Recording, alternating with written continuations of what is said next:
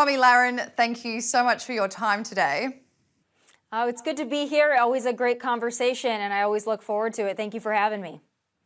Well, 8 weeks after the October 7 attack, UN Women, the arm of the UN, has finally condemned the actions of Hamas. What did you make of this very delayed response?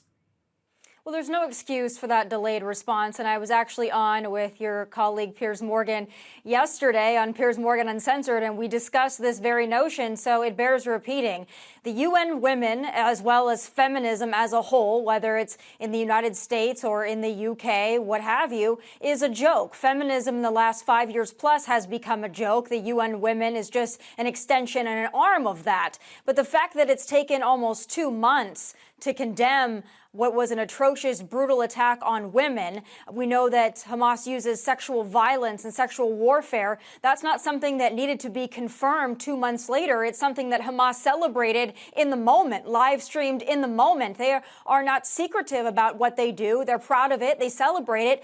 Yet the resistance for some women on the progressive side, on the left, to come out and fully condemn what Hamas has done to women and just to innocent civilians in general is disturbing and atrocious, and it shows their true colors, unfortunately, brighter than ever. Well, last week, UN Women posted that condemning Hamas post, but then they deleted it and then re-uploaded it, but reworded it to drop the condemnation of Hamas and only call for the release of all hostages.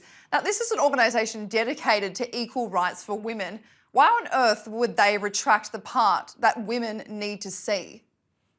And furthermore, why is the United States still funding the UN? That's the question that I beg on a daily basis, not just because of this incident, but because of the UN in and of itself, their inability to hold China accountable for COVID. I mean, the list goes on and on. But what they're trying to do is play politics, and they're trying to placate to the very progressive leftist side of the world, really. The United States is no different, with our Democratic congresswomen doing the same thing. They don't want to anger the pro-Palestinian segment, and so they cannot find themselves a time to be able to fully condemn Hamas or to just outright say it. They have to play the mental gymnastics and the semantics in order to gloss over it. But it's quite obvious to me that it's just an avoidance of the topic, whether it's because they don't truly condemn Hamas or they're trying to placate to an audience. I'm not sure, but either way, equally disturbing and unacceptable.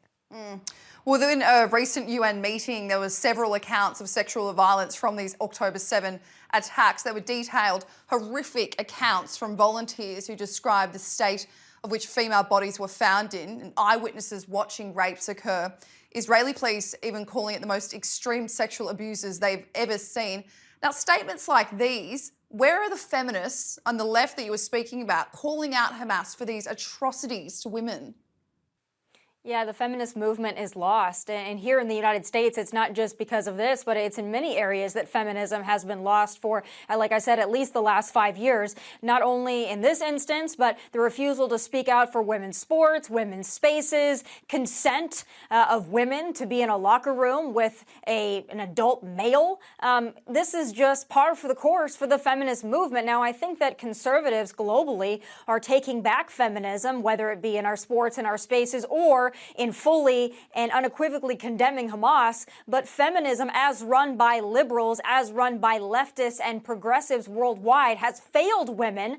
And UN Women, they say they're a global champion for women's rights and female empowerment, the same thing that modern day feminists claim, especially with the Me Too movement and several other social justice movements that have sprung up in the last 5 years. But when the rubber meets the road, they are silent when it matters most. And this is just another one of those instances.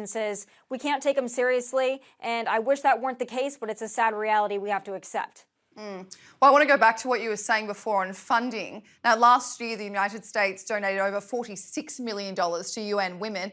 Now, that's the most the country's ever donated. Do you think that the Biden administration should be considering either scaling back this donation or completely cutting it?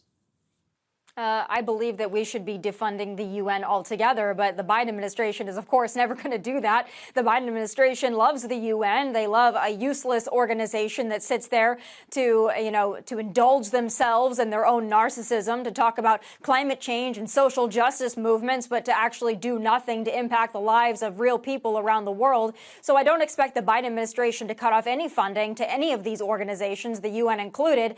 I hope that when we have a new president in office come 2025, I hope that that will be the case. Certainly, we need to scale it back, if not defund altogether. But this administration is all about virtue signaling, all about appearing to do something while actually doing nothing. So this is par for the course. I don't expect anything more or anything less. No. Last week, 80 bipartisan members of Congress did write to UN Women, calling their tone-deaf response to sexual violence in Israel woefully unsatisfactory and consistent with the UN's long-standing bias against Israel. Do you agree with this and the protesters who were chanting "Me Too" unless you are a Jew? Yeah, I mean, the anti-Semitism that's alive and well, not only in the halls of Congress, but also in the streets in the United States, as well as the UK, around the world, unfortunately, is stunning. It's shocking. It's disturbing. And again, the fact that a letter needs to be written like this to UN Women is just speaking to the inability of that organization to actually stand up and champion women around the world. I can't think of a better opportunity for an organization like UN Women to stand up for women when they're being brutalized, when they're being raped and tortured, but they were unable to do that. And then almost the correction of the tweet and the rewording of the tweet and their failure to come out and just make a very simple statement, I think that really speaks to where this organization stands. I would hate to think that they are deeply anti-Israel and anti-Semitic, but all signs, unfortunately, kind of point to that. Well, this 8-week silence from the UN and I guess the silence from those progressive Democrats, what kind of message do you think this sends to female victims who have been at the hands of Hamas?